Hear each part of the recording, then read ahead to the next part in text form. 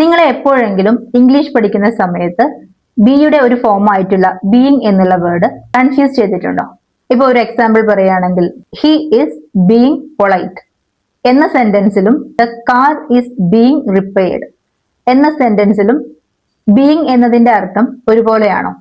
He is being polite എന്ന് പറയുന്ന സെന്റൻസിൽ ആ ഒരു വ്യക്തിയുടെ ഒരു താൽക്കാലിക സ്വഭാവത്തെ കുറിച്ചാണ് പറയുന്നത്. അതായത് അയാൾ സാധാരണ പൊളൈറ്റ് അല്ല, ഈ ഒരു കുറച്ച് സമയത്തിന് വേണ്ടിയിട്ട് അയാൾ ആക്റ്റീവ്ലി റിസ്ക് എടുത്തുകൊണ്ട് പൊളൈറ്റ് ആയിട്ട് പെരുമാറുന്നു എന്നതിനെ കാണിക്കാനാണ് ആ ഒരു സെന്റൻസിൽ ബീയിങ് ഉപയോഗിച്ചിട്ടുള്ളത്. He is being polite. അല്ലെങ്കിൽ നമുക്ക് പറയാം ഹി ഈസ് ബീയിങ് റൂഡ്. അയാൾ സാധാരണ റൂഡ് അല്ല, പക്ഷെ ഈ ഒരു സിറ്റുവേഷനിൽ അല്ലെങ്കിൽ ഈ ഒരു കുറച്ച് സമയത്തിന് വേണ്ടി മാത്രം അയാൾ റൂഡായിട്ട് പെരുമാറുന്നു.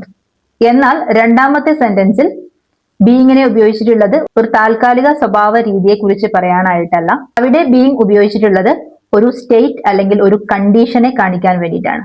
ആ ഒരു കണ്ടീഷനിൽ നിലനിൽക്കുന്നു എന്ന് കാണിക്കാനാണ് അവിടെ ബീയിങ് ഉപയോഗിച്ചിട്ടുള്ളത്. ഫിക്സ് ചെയ്യുക എന്നുള്ള ഒരു അവസ്ഥയിലാണ് ആ കാർ ഉള്ളത്. അപ്പോൾ ഒരു വ്യക്തിയാൽ ആ കാർ റിപ്പയർ ചെയ്യപ്പെടുന്നു എന്നുള്ള അവസ്ഥയെയാണ് അവിടെ ബീയിങ് ഉപയോഗിച്ചുകൊണ്ട് പറയുന്നത്. കണ്ടിന്യൂസ് ടെൻസിൽ ഒരു ടെമ്പററി ആയിട്ടുള്ള ആക്ഷനെ കുറിച്ച് പറയാൻ വേണ്ടി ബീയിങ് ഉപയോഗിക്കുന്നു.